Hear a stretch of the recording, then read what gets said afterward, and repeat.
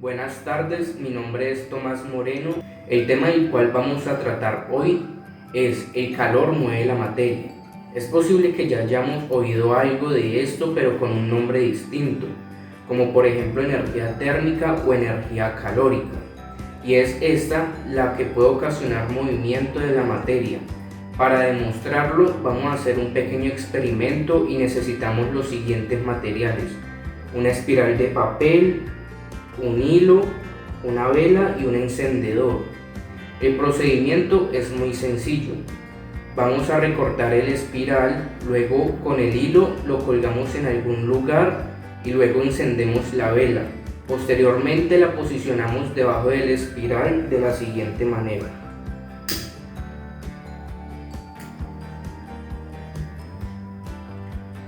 Como podemos observar, cuando colocamos la vela encendida debajo del espiral, este se empieza a mover. Esto se debe a que la vela encendida calienta el aire alrededor del espiral. Y debemos recordar que cuando el aire es más caliente es menos denso, por lo que tiende a subir y genera una corriente que ocasiona el movimiento del espiral. También debemos recordar de que la energía térmica no siempre funciona de manera indirecta, es decir, que puede afectar el movimiento de un objeto directamente. En este caso, primero mueve las partículas del aire y luego se mueve la espiral, pero no siempre sería así. Y a mayor energía térmica, mayor pueden ser los movimientos que puede ocasionar, como por ejemplo las corrientes convectivas y también los materiales de construcción expuestos a la luz solar. Buenas tardes, mi nombre es Ivana Vivanco y voy a explicar el experimento anterior. Se dará respuesta a la pregunta ¿por qué se mueve la espiral con la vela abajo? Antes de responder esta pregunta, debo explicar tres conceptos para que podamos entender toda la teoría que conlleva este experimento. El primero es la fuerza de atracción, que se refiere a la tendencia que tienen las partículas a estar unidas. El segundo es el espacio intermolecular, que se refiere a la distancia que hay entre partícula y partícula. Y el tercero es el movimiento molecular, que se refiere al movimiento de las partículas por el espacio. Esto variará según a la temperatura a la que se encuentre la materia. Para explicar el experimento tenemos que hablar de la teoría cinética molecular de Boyle, que nos ayuda a explicar lo que sucede en la materia a nivel molecular cuando ésta absorbe o cede calor. Como sabemos, la materia tiene tres estados, que son el estado líquido, el estado gaseoso y el estado sólido. Y cuando aplicamos calor podemos obtener dos resultados. El primero es que cuando se aumenta la temperatura, este tendrá un mayor movimiento molecular, tendrá una disminución de fuerza de atracción y aumento de los espacios moleculares, tal y como vemos en el GIF. Y el siguiente es que cuando disminuimos la temperatura, es decir, cuando se enfría, este producirá menos movimiento molecular y habrá una mayor fuerza de atracción y disminución de los espacios intermoleculares. Con la absorción o pérdida de energía calórica, la materia tendrá cambios físicos con respecto a la fuerza de cohesión de las partículas. Cuando se aplica calor y aumenta la temperatura, provocará un aumento de agitación de las partículas, haciendo que un líquido pueda llegar a un gas. Y cuando se reduzca la temperatura, habrá un acercamiento de partículas, haciendo que un líquido pueda llegar a un sólido. Aquí ya podemos dar respuesta a la pregunta.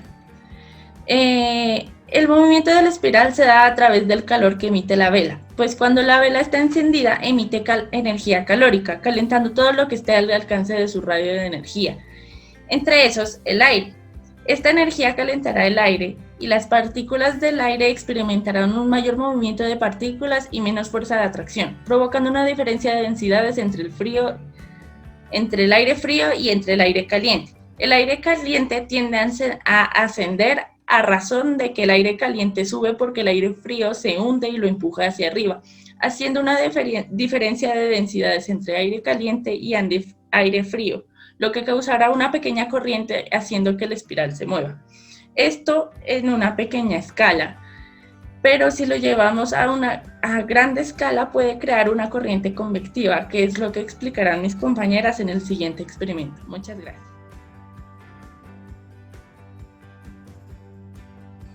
Los materiales que usaremos para este experimento son leche líquida, chocolate en polvo, una estufa de gas, un recipiente metálico y un material didáctico como esta imagen que nos representa la parte interna y externa de la Tierra. En primer lugar verteremos un poco de la leche líquida en el recipiente metálico. Luego procedemos a vertir gran cantidad de chocolate en polvo sobre ella. De manera que la leche líquida nos representará la parte interna de la Tierra y el chocolate en polvo la parte externa de la Tierra, o lo que nosotros conocemos como litosfera. Si bien sabemos, la litosfera es una capa en la que nosotros encontramos corteza de tipo oceánica y continental, pero no es una capa continua como se podría suponer, sino que más bien está fragmentada y estructurada por otras. De esta manera es porque nosotros o nuestro planeta Tierra está constantemente sufriendo diferentes movimientos relativos como lo son los sismos, ya que ella se ha encontrado fragmentada en lo que nosotros conocemos como placas tectónicas y el choque entre ellas ha ocasionado los movimientos relativos.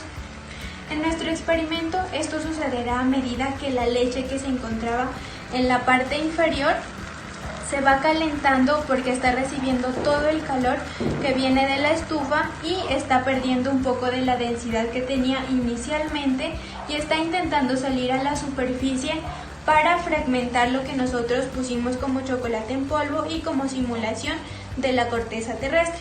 Pero también es necesario tener en cuenta que nuestra litosfera o el chocolate en polvo que nosotros tenemos en este caso está sobre una parte que nosotros conocemos como astenosfera. La astenosfera se encuentra en estado plástico y además de ello es una capa muy rígida y se encuentra muy caliente, por lo cual se puede decir que hay algún sistema en la Tierra que está transfiriendo calor, que puede provenir bien sea del núcleo o también del manto, que lo podemos ver en este color rosado más oscuro, y lo cual a razón de las corrientes convectivas hace que ese material salga a la superficie, en este caso la leche, y lo cual va a hacer que nuestra parte, la externa o la litosfera, se fragmente en las placas tectónicas que conocemos y que gradualmente y procesalmente lo podremos observar en nuestro experimento. Las corrientes convectivas están ubicadas en la parte superior del manto, el cual está compuesto por un material viscoso sólido debido a las altas presiones y temperaturas en las que está sometido en el centro de la Tierra. Este material sólido, a medida que recibe el calor del interior de la Tierra, aumenta su temperatura y disminuye su densidad, provocando así que se eleve hacia la superficie, provocando fragmentaciones en la corteza. Con esto tenemos que la litosfera está en continuo movimiento, arrastrándose sobre la astenosfera. Lo podremos comprobar a continuación con el experimento que realizaremos, en donde el material líquido será representado por la leche y la corteza será representada por chocolate en polvo. Veremos cómo al aumentar la temperatura, este poco a poco irá fragmentando el chocolate y dividiéndolo.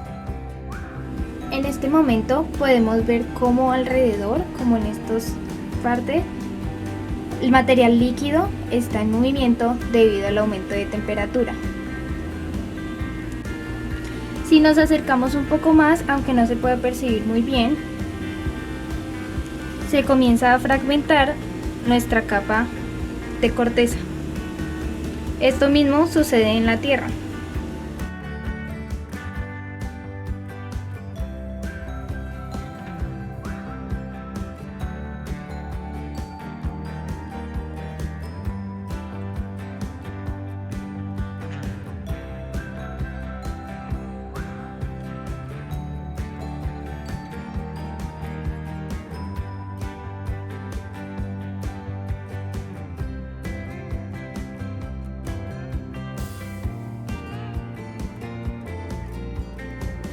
En este momento podemos observar que a medida de que la materia líquida aumenta su temperatura, va dividiendo la corteza como en platos, se podría decir, y asimilándolo con los continentes, esta sería la manera en que ellos se desplazaron.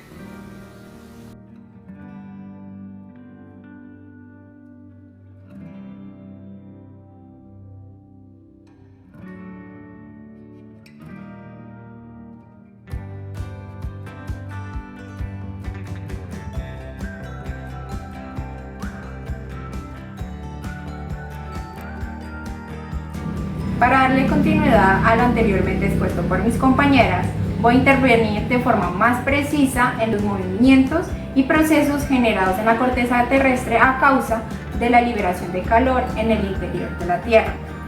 Sabemos que nuestra corteza terrestre está representada en el chocolate en polvo en nuestro experimento, la cual se ubica en la litosfera.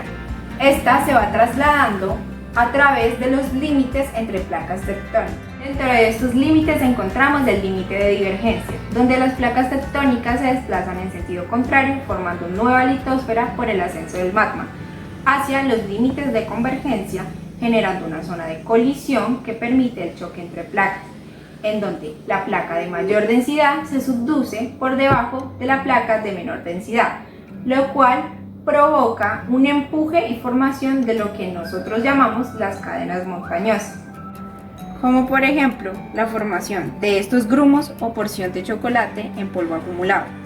Entonces, gracias al calor producido por las corrientes convectivas en la astenosfera, o leche en este caso, se originan fragmentaciones en la corteza, los cuales están asociados a los límites de ruptura mencionados anteriormente. En conclusión, mediante los procesos de subducción entre placas, como lo podemos ver en el experimento, se genera lo que denominamos el calor mueve la materia. Esto quiere decir que el calor del interior de la Tierra, al liberarse, produce energía, lo cual genera obligatoriamente fragmentación en la corteza, para poder así ser liberada finalmente. Y este tipo de fragmentación obviamente se representa en movimientos, los cuales en la vida real podemos llamar terremotos y sismos. Entonces, este proceso implica producción de fricción entre las placas que se subducen y salida de magma también a través de volcanes, lo que libera una inmensurable cantidad de energía y generación de movimientos sísmicos.